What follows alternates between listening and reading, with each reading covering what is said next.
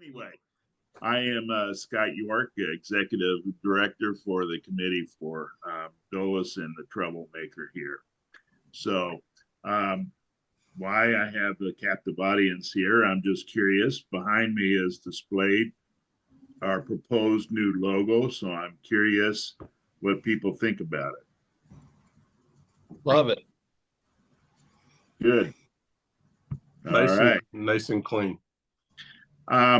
We do want to make sure I think everybody here is already registered, but we do have our June luncheon coming up on June 26th with Mr. Jack Potter, President and CEO of MWA, coming to speak. And as we know, over the course of this past year, there's been a lot of events that have affected both airports. Unfortunately, one of them not so good, but a lot of positive is happening as well, and major construction beginning and in the process out at Dulles Airport. So it should be a wonderful event. Plus, we will highlight the success of the Committee for Dulles Community Outreach Scholarship Program. They've awarded nearly 60 scholarships last week. And so we look forward to hearing the report from them. Thank you. Awesome. Thanks, Scott. Brandon, can you introduce yourself just by way of introduction? You are our leader for this next year, 2 years. So Thank you. Good morning, Senator, and everybody else. I am Brandon Ferris from the Loudoun County Department of Economic Development, where I serve as Business Development Manager for Specialized Manufacturing, Logistics, and Aviation. And I also have the honor of serving as the 25-26 President of the Board for Committee for Dulles. Awesome. Thanks, Brandon. Joe, you're our vice. Hi, Senator. I'm Joe Thoburn. We've met a long time ago, but I run the Fairfax Christian School there out by Dulles Airport. Good to hear your voice, Joe. And Peter is our past president. Peter, welcome. Hey, good morning. Hi, Senator. I think I know everybody else here. My name is Peter Lawton. I work for Travelers Aid International as a Director of Partnerships and spent a long time as a volunteer manager at Dulles Airport and past president of Committee for Dulles as well. Awesome. Thanks, Peter. And Jeff, I don't know how we tricked Jeff as the president of the bank to be our treasurer, but kudos to Scott for tricking him to do that. So Jeff, thanks for joining and being our treasurer. Thank you, John. And yeah, Scott's got quite a silver tongue there. Jeff Bentley, I'm President and CEO of Northwest Federal Credit Union. And Senator, we've met before, and it's great to see you this morning. Good to see you too, Jeff. Awesome. And last but not least, David Barnes. Hi, Senator. I'm David Burns, and I'm an aviation consultant. Have been a member of the Committee for Dulles for several years. Nice to see you all. Thanks, David. So, Senator, thanks for joining us. You know, part of it is just kind of catching an update. It's try not to come to you just when we have a problem or our hair's on fire, but just kind of make sure we stay in touch. And although I do want to mention that there are a couple of numbers that begin with 2. And Joe, you know where I'm going. The first number, it's 24. I mean, it's 28, 29, and 24. 28,000 employees, 29 million employments, people that get on and off the airplanes, and 24 billion economic impact to the region. So 28, 29, 24 billion, right? 1,000, million, and a billion. Really impressive. And for extra credit, I'll throw on over 2 million for Silver Line riders out of the Silver Line airport station. You know, this should be like front page of the news. The governor should wake up every morning and go, what do I have to do to protect the airport? What more can I do? You know, Reagan's getting all this bad press, but we're sitting here, you know, literally in your backyard. And you've been a friend. But I feel like we just come when there's a problem or concern about noise. This is, and United just opened up a brand new flight attendant school down in Chantilly.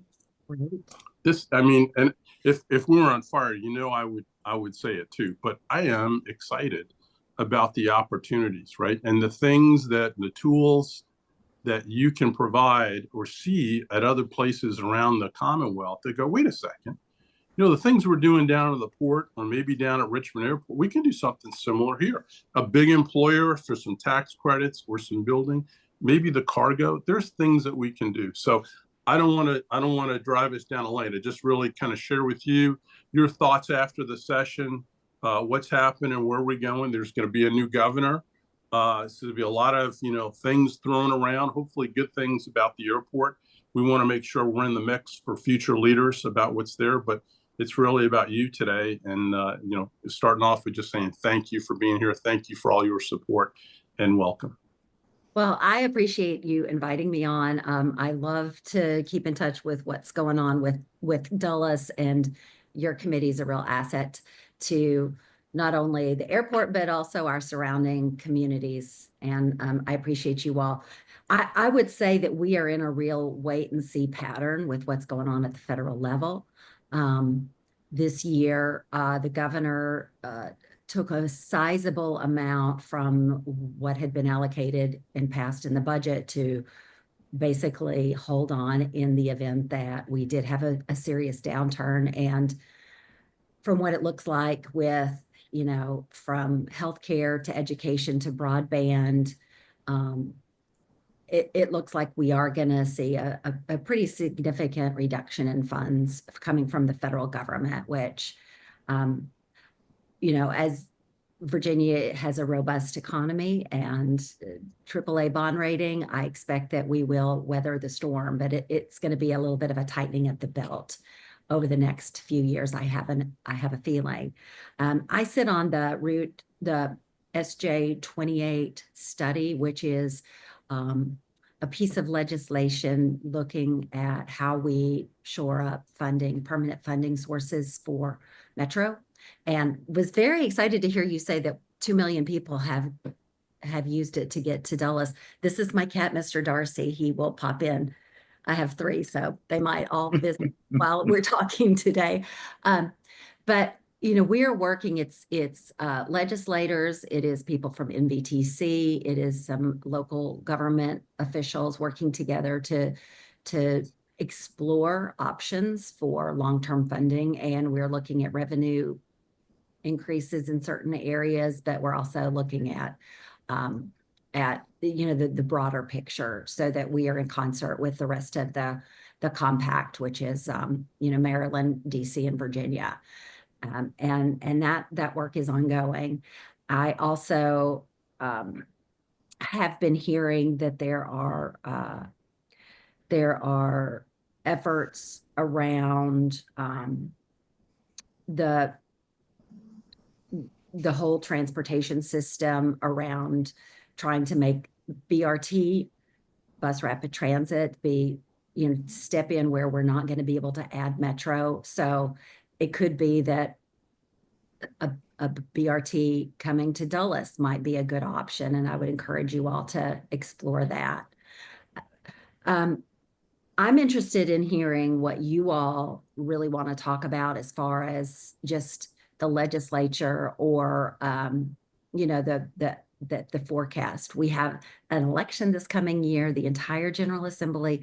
The House of Delegates is up. I'm not. I have 2 more years on my term, as do all senators. But we have the entire House of Delegates is up. We have the governor's race, which we know that it's either going to be Abigail Spanberger or Winsome Sears. So Virginia will have a woman governor for the first time in history. We have a primary going on with the Democratic lieutenant governor's races.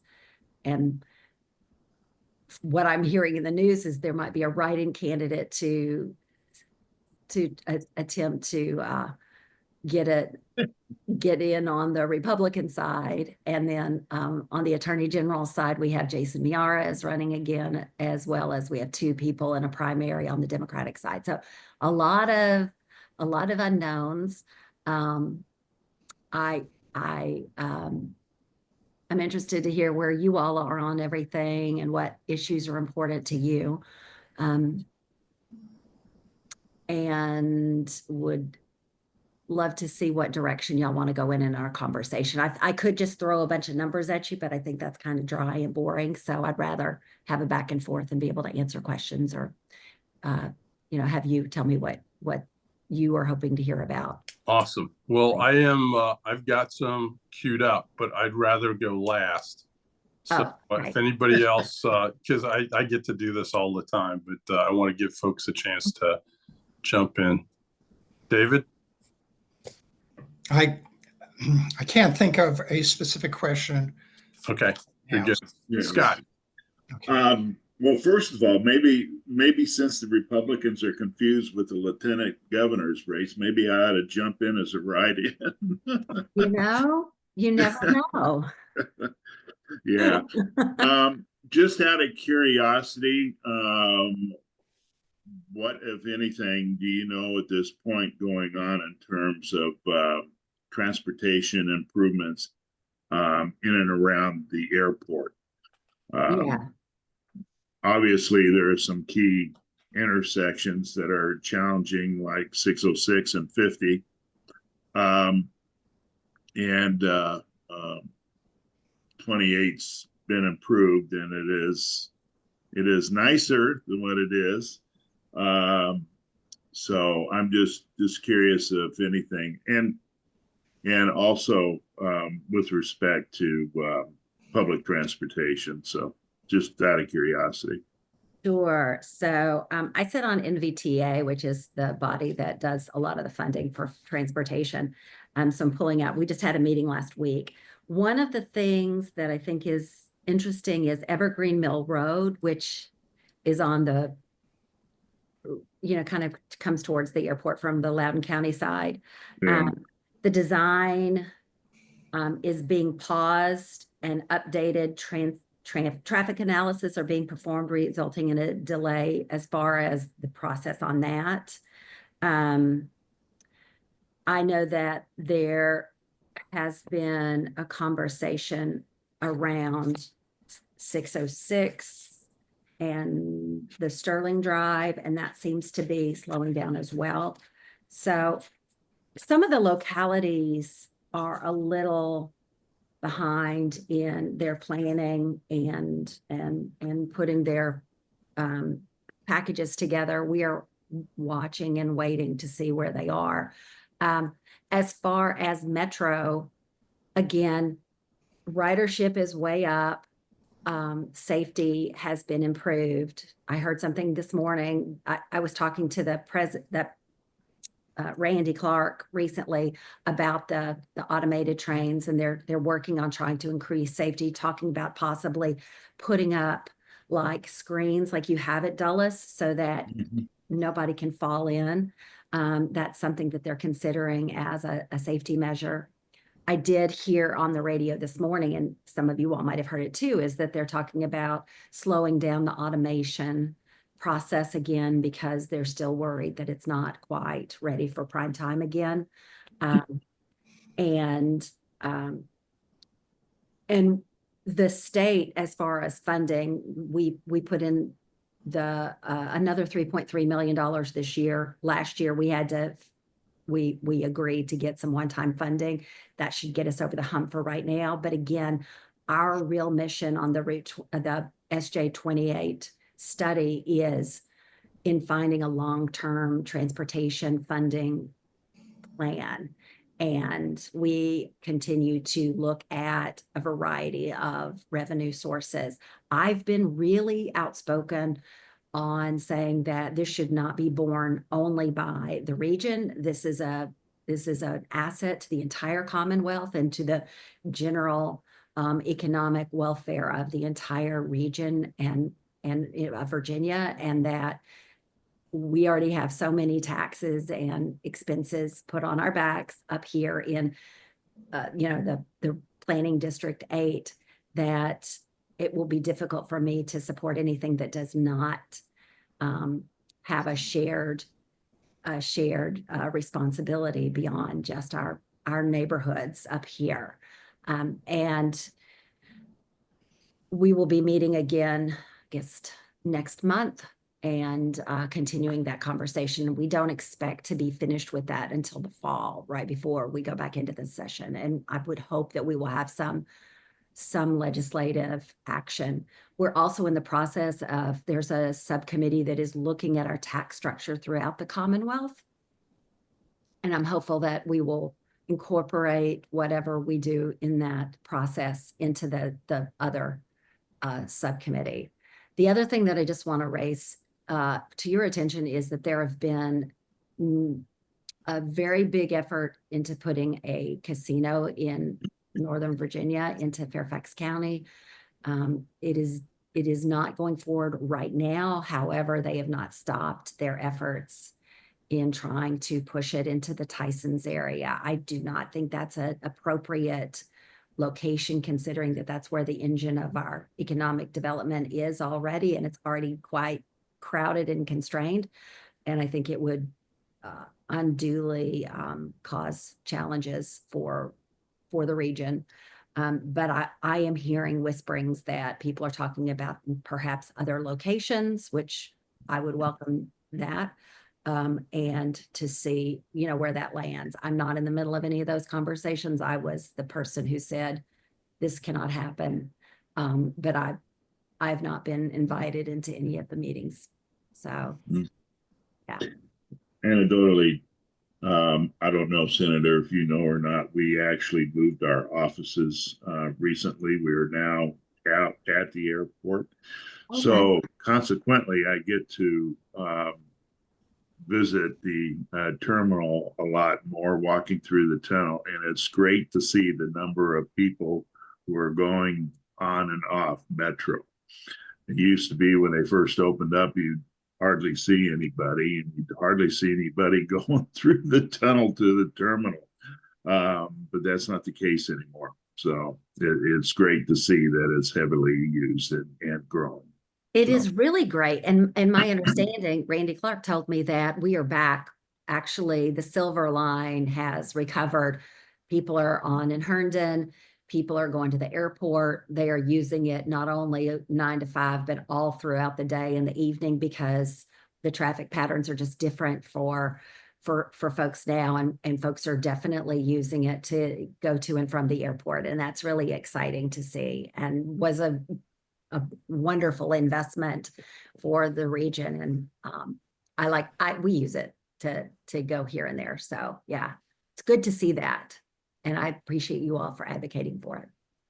I think international travelers as well. They almost expect that if you're from Europe and parts of Asia. It's like, how do you not have that kind of connectivity? But the other thought is, how do we leverage, right? Because everybody's like trying to squeeze more out of it. And I know the federal government, should be doing more. And then you've got people talking about, well, no, that's why we'll move agencies away from here. Right? That can't happen in the next 3 years. So I understand that. But what could we do to try to increase? I think that part of the secret sauce is international, right? How do we lure more international businesses? Maybe it's a bold idea, but I know everybody's got their embassy downtown. I got it. That's where they need to be. But just like the German Air Force is out at the airport, I've talked to the Koreans before. They were looking at putting some office space out here.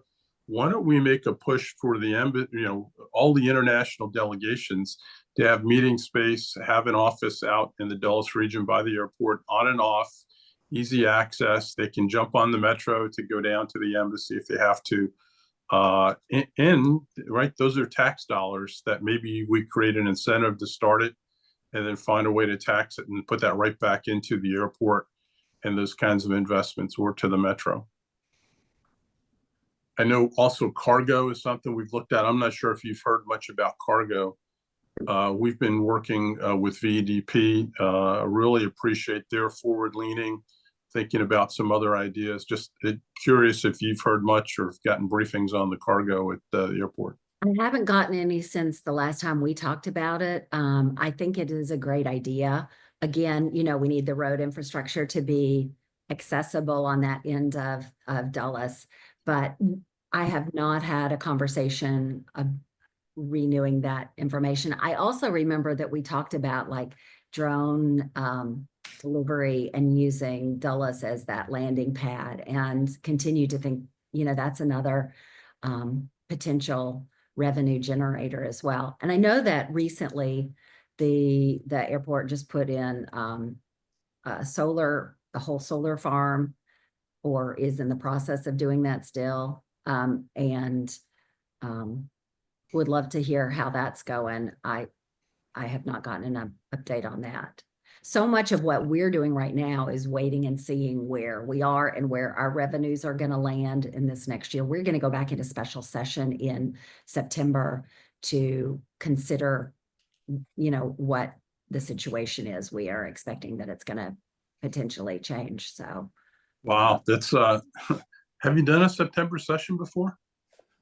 I mean, that's right before an election too. That's I kind of know. that's really interesting. It is really interesting. Yeah, we have. I mean, over the past several years, we've been in and out of special session through the whole summer. Yeah. It's really hard to get all of our work done in the 45 or 60 days that is required by the Constitution, but just because we are doing a lot more than we used to. Oh yeah, yeah. I mean, I'm always amazed at how much and what the expectations are from the citizens to our elected officials to just go, yeah, just go. Even the local ones. I mean, they're on till midnight on the television. It's I've testified at 2 o'clock in the morning. I asked the chair for a note because I said my wife is never going to believe that I was testifying at 2 o'clock in the morning. I need somebody to write a note so when I go home. So Yeah, it's a lot, but yeah, that's what we're here for. So awesome. I have a couple questions. Peter. Yeah, some of them are airport related, some of them are not.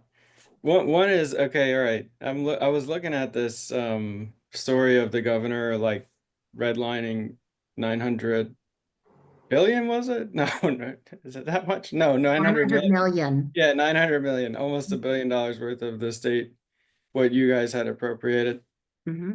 And I was just wondering, I mean, I understand that there's, I guess, an authority to do that. But what I understood also from reading just that little bit was that the authority is relatively limited. It's like line item only in bulk or what have you. And I was just wondering, if there's any thought about like in the future stretching out your lines so it just gets a little bit more prescriptive in terms of if you're going to redline something, that it would be, basically stretching your lines out is what I was thinking, so that there's just at least more lines to be drawn if you're going to take out that much money out of the budget. Well, I mean, that would require a constitutional change for us to amend what the governor can do or can't do with the budget. We're the only state in the entire country that has a one-term governor. This gives him more. He has more authority on certain issues than other governors would. And again, this is an unusual situation. He believes that we are going to need that money. It certainly cuts back appropriations on things that we had prioritized. But I understand what you're saying. And I again don't mean to say like, to change the governor's powers, but more so like to work on some different kind of creative language use and ways of writing the appropriation such that it would be more of a challenge to blanket. Yeah, it's very unusual that a governor would redline $900 million. I don't remember it happening. I've been in office for 10 years. I don't remember it happening. Definitely not in the time that I've been in. But again, I guess that highlights his concerns that we're going to see a downturn in our economy and in the revenues that are coming from the federal government. And I'll just tell you that just yesterday I was alerted that not only are there education grants that we're losing, there's a concern around losing Medicaid funding, which would be devastating to the Commonwealth. We're talking $2.5 billion in a loss of revenue for our rural healthcare system. And we were talking about broadband very early. Today we're having a meeting. I'm getting in the car and going to Richmond in a few minutes, but we are losing grants that expand access to broadband and affordability and helping people learn how to use the the system. $18.7 million, I think, is what 18.3 we lost just this. We got a letter on Friday. So I think he is just trying to be cautious. Yeah, it's Yeah, I'm hoping that the All Points broadband project that got started out in my area will be completed. I am hopeful too, and that money was allocated through our VADI dollars, which were federal funds that we allocated to expanding access to broadband. I'm hopeful too, and I'll be seeing the head of the broadband, All Points Broadband, later today, because Jimmy Carr is on the Broadband Advisory Council. So Yeah. is that in It's in Western Loudon. Western Loudon? I was at the Yeah. ribbon cutting several years ago when the grant was allocated. Right. and- I mean, I've seen the trucks out, so I Right. think that they must have made progress along Right. it. But I signed up a long time ago to be notified when I can sign up, and but not yeah. yet. Gosh, it's a slower process than I think any of us realized. There are difficulties in sometimes getting the infrastructure in the ground, because like sometimes the telephone poles are not adequate. There's a whole lot of technical problems that happen, and you got to get easements on every property. But yeah. So, Brent, yeah, sorry, go ahead. you have another question? I do. I have all Oh, kinds of go ahead then, questions. Peter. I'm sorry. No, it's okay. Well, I was gonna shift over to a little bit more airport related. You had mentioned earlier the look, at the urban air mobility sort of system of setting up these corridors, and looking at your district is right over 267, and was, I guess MWA has the airspace there. I don't know. I mean, my thought is that that would be the ideal route for if we're going to have, electric vertical takeoff landing, kind of electric helicopter drone type things going back and forth. They would be going above Metro Silver Line rail. That's what I would imagine. And then my thought is at the state level, hopefully you guys can look at where connections take place, and how the ground level infrastructure looks, and what incentives need to be put into place in order for that to be able to happen. So I do know that Winchester has a program, and I think around Virginia Tech, we have a couple of pilot programs going on where they are really trying to kick this off and do that local transfers. And the way they explained it to me, the folks who were working on it, they were like, it's going to be like a taxi system so that you can do a short hop without all the rigmarole that you have to otherwise. I think we put money in the budget. I don't know if it stayed with the governor's changes, but for continuing to fund those programs. I know one is at Shenandoah in Winchester. The other was, I think, in the Virginia Tech region. It's really exciting, and it's an opportunity to really shift our transportation system. But it's a great economic development opportunity as well. I think we're still so early in that process that once, to think about it getting into the Dulles area, I think it'll be exciting. So that's really neat. Mm-hmm. That's awesome. Thanks, Peter. Anything else? Yeah. I'll just leave it for a minute, and I'll formulate a little better question. Okay. Anyone else? I did have a question, a couple of inputs to the point that you made, Peter, about the unmanned systems and urban air mobility. There was an update earlier this year from the legislative committee in Richmond in regards, kind of in concert with the Virginia Aviation Business Association in regards to the corridors.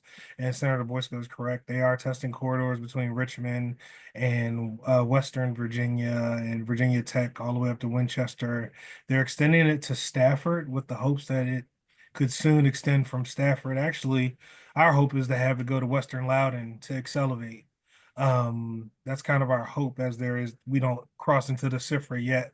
The FAA is still a bit cautious about untested systems in the CIFRA.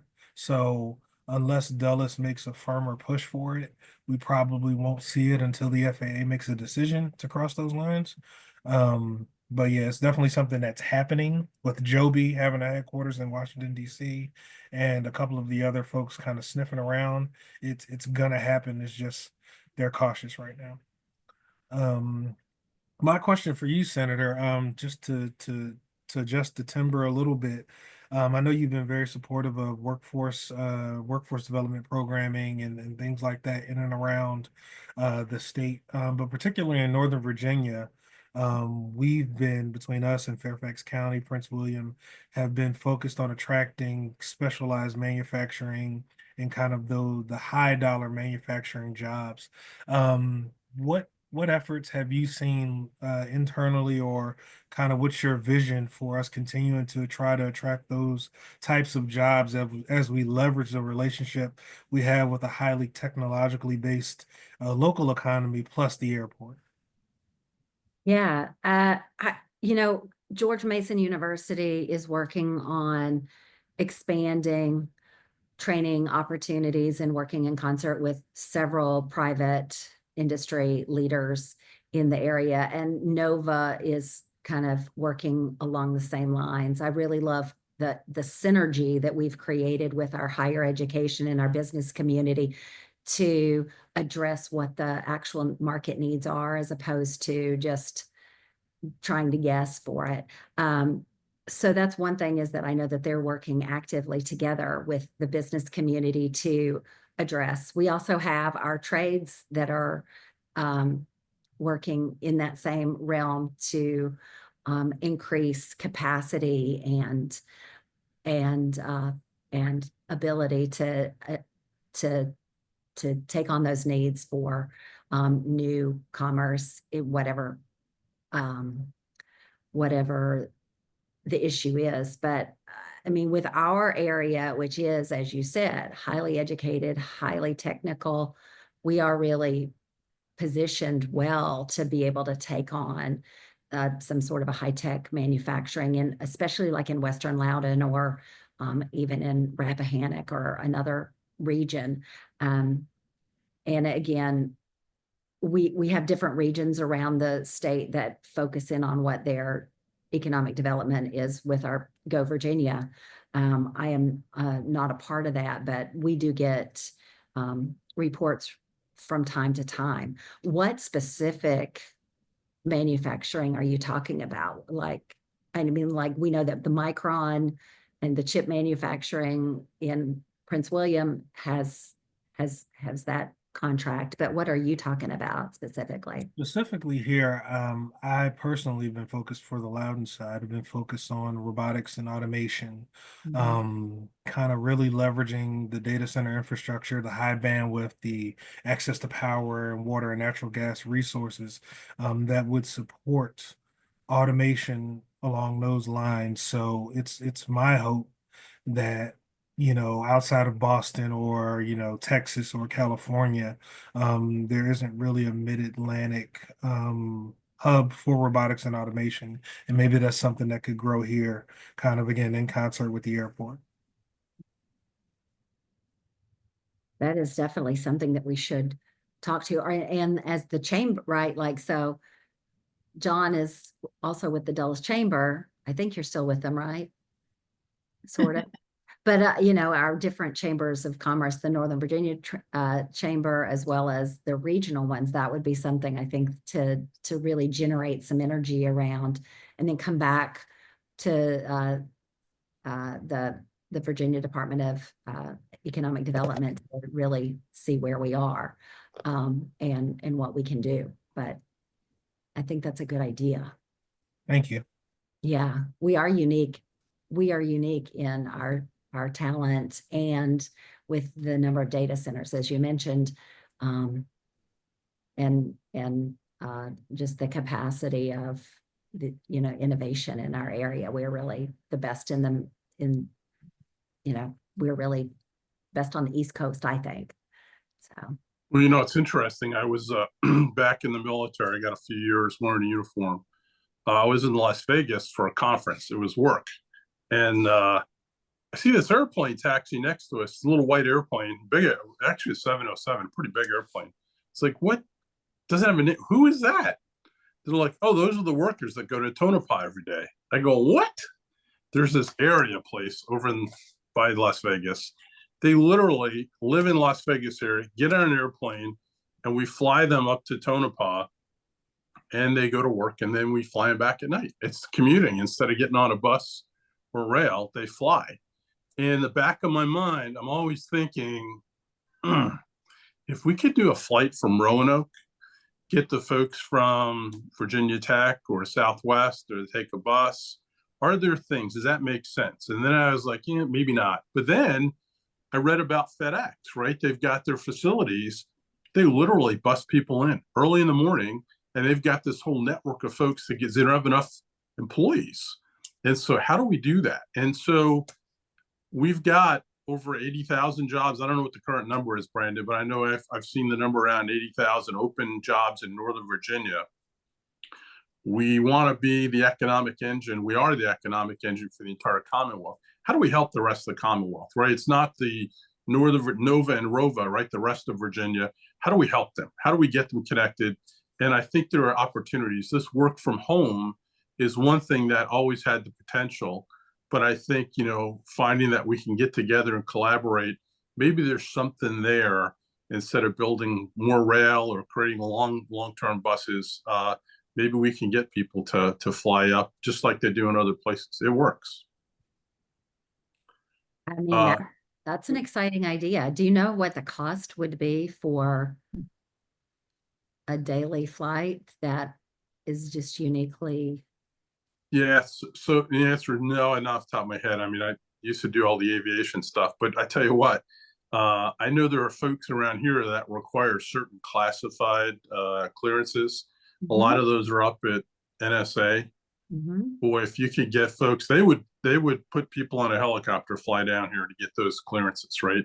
Because you get little pockets of experience, and well worth what they would pay for people to move from one place to the other. And you wouldn't do it every day, right? It would be a Tuesday, Wednesday, Thursday kind of a work week for them.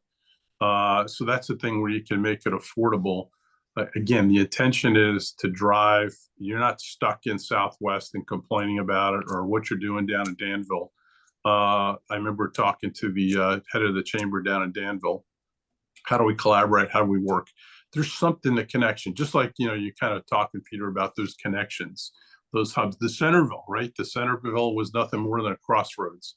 How do we find those, IT crossroads, the places where we can connect people and actually physically do that? It's all about Richmond, really, for us, where our leaders are. But how do we help what we have up here? We've got the minds of people and opportunities for IT. How do we connect the rest of the Commonwealth? There's got to be something. That may not be the answer, but there's something out there I think we can start looking at.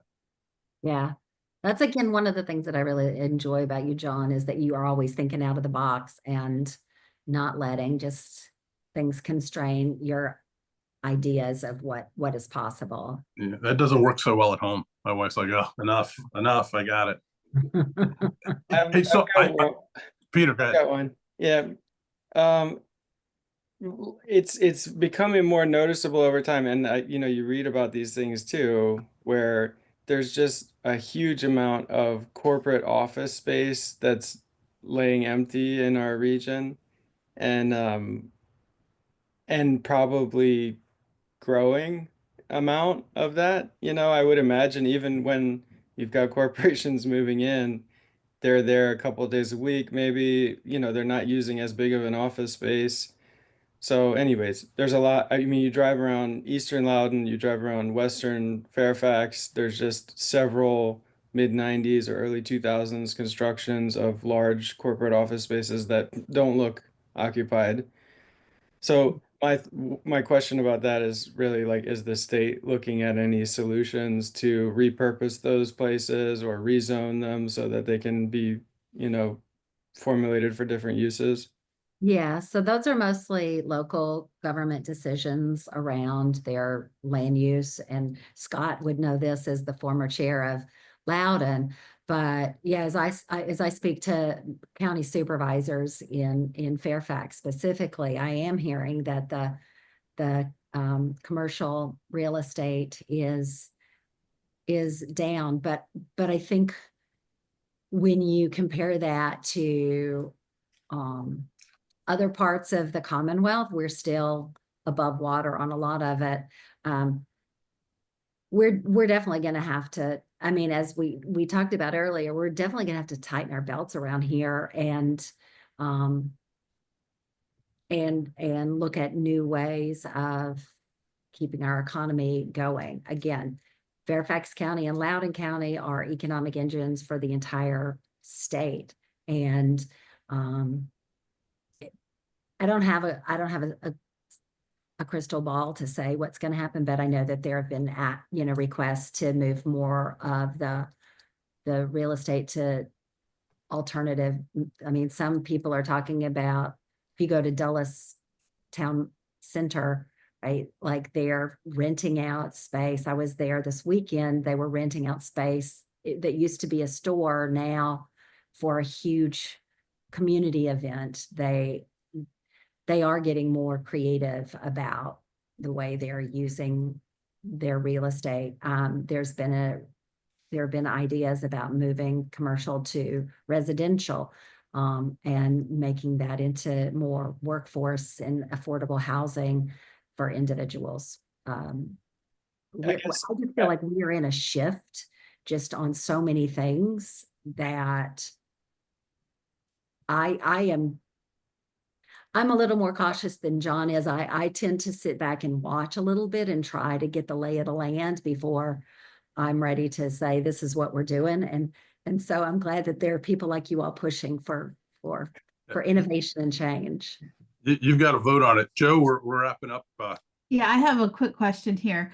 We've been talking about bringing more jobs to the airport, bringing more jobs to the airport community. And then with the upcoming gubernatorial race, there's a lot of grumbling about changing the right to work laws. What is the pulse of the Senate on that? Because that's going to have a huge impact on the business community. Yeah, well, both of the candidates for governor have made public statements saying they do not support a change in the right to work laws at this point. I don't think either of them, whether it's Abigail Spanberger, who spoke out this past week and said she does not support a repeal of right to work. Well, what she said is she didn't support a full repeal of right to work, which all my friends in the chamber are like, well, that's a change. So there just seems to be a lot of nervous on top of all the other chaos going on in Northern Virginia. And I'm active in the Northern Virginia Chamber. The right to work stuff is so on the Senate side, what kind of changes would you guys make if any, or are you happy with the way the laws are?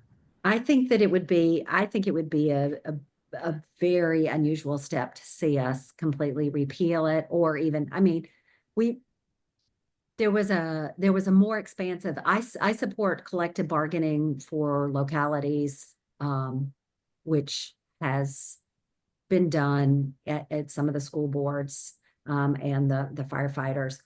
We passed a bill this year, and Senator Serville carried it, which would expand collective bargaining to a broader group.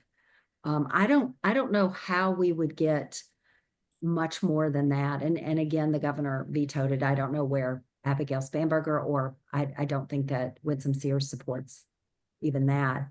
But I that's just not even on my top of my list of things that I'm concerned about, as far as a change in right to work, because I don't think that we have the votes for it. And I don't think there's really an appetite for it. I think we are working on trying to make sure that the Commonwealth and our economy is strong, and that we have a robust school system, that our transportation system continues to function, so that we can all get to work and home and to the places that we need to go.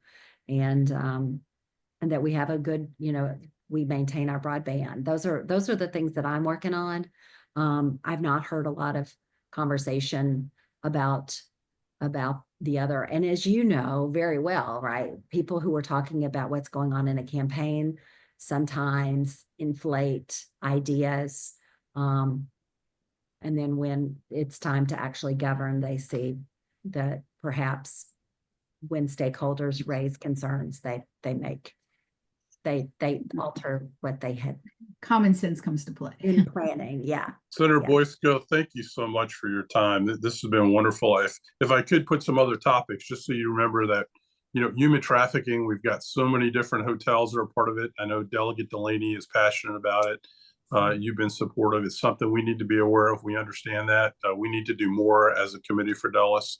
The affordable housing issue, we've got a lot of folks that are low wage that work at the airport that make it affordable to Yeah. use that. So that's important for us. The job training, we've been part of job fairs. Scott's led us with the economic development folks a couple a year.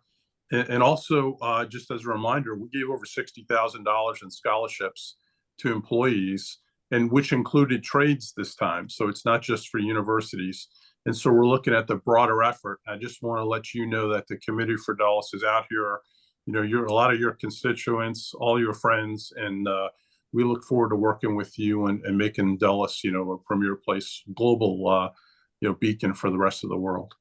Well, I am just so grateful to know that you all are out there working every single day to make our community better and supporting Dulles. It is one of the major economic engines in our Commonwealth and in the region overall. I live about 5 minutes away in downtown Herndon. So again, lots of my constituents work there, and count on it as our transportation hub for getting in and out of the region. And just thank you all for being a big part of that and your support. So thank you. Great. Thank you. Scott, any last words? Thank you, John. Thank you, Senator Boysko. It's been a pleasure to have you on this morning.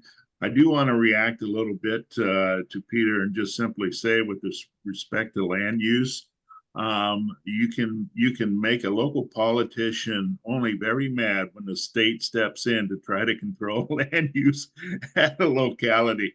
It is a very interesting. I've been looking at studying the issue or some, getting some state support for maybe like an incentive program around repurposing some empty office buildings. No, Something like yeah, that. and what I was just going to simply say, it is a very interesting topic, and it is something that we probably should encourage the Economic Development Transportation Committee to get into and discuss.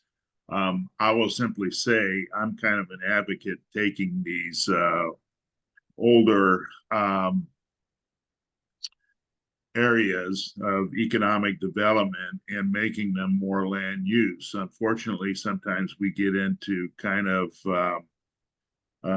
zoning that does not really allow future growth, and it's just, I'll say, an interesting topic. Now, as you know, we recently had Fairfax County come in and take part of Westfields and convert it from one use to another.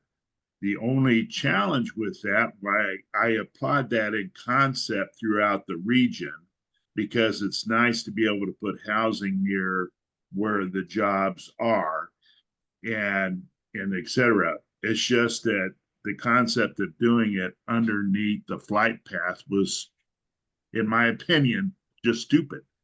But it's a very interesting topic and something I'll ask Anita to put on the agenda. Yeah. And I just wanted to, that happened in Fairfax County. It also happened in Loudoun, right under the flight path of the international afternoon flights. And then that's why local government is the best land use group to oversee, Yeah. because they know where those hot pockets are, as opposed to in Richmond, where people aren't that connected to what's happening on the ground every single day. So I appreciate your past experience and your past work at the local level as well, Scott. Thank you. Mm-hmm. with that, again, if you haven't registered, I encourage you to do so for the June 26th luncheon with Jack.